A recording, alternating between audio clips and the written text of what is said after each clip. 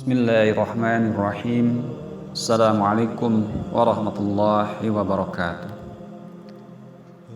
Firman Allah Subhanahu wa taala dalam Al-Qur'an surat Yusuf ayat ke-111. Sungguh pada kisah-kisah mereka terdapat pengajaran bagi orang yang punya akal. Sahabat yang dimuliakan Allah, pada ayat-ayat sebelumnya dikisahkan kehidupan Nabi Yusuf alaihissalam ketika usianya masih kecil hingga mencapai usia dewasa. Ketika kehidupannya susah, penuh kedengkian dari saudara-saudara tirinya hingga meraih kesenangan dan kemapanan. Dan akhirnya kisah Nabi Yusuf dalam surat tersebut ditutup dengan ungkapan, sungguh pada kisah-kisah mereka terdapat pengajaran bagi orang-orang yang punya akal.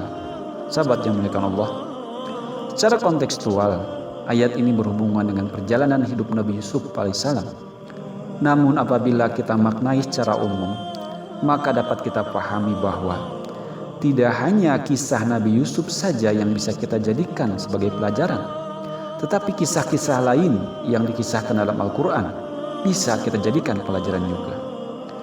Kisah ditenggelamkannya kaum Nabi Nuh, kemudian diluluh lantakkannya kaum 'Ad, kaum Tsamud, kaumnya Nabi Syuaib, hingga tidak menyisakan anak keturunan mereka, dan kaum-kaum lainnya, termasuk Fir'aun, Namrud, sebagai sosok seorang raja yang melebihi batas dalam kesombongannya, hingga Allah Subhanahu wa taala hinakan mereka, Allah binasakan mereka.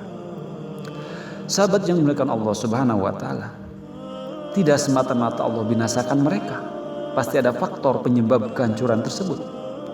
Ketika Allah peringatkan mereka dengan mengutus para nabi dan rasul dari kalangan mereka sendiri, mereka dengan angkuh menolaknya.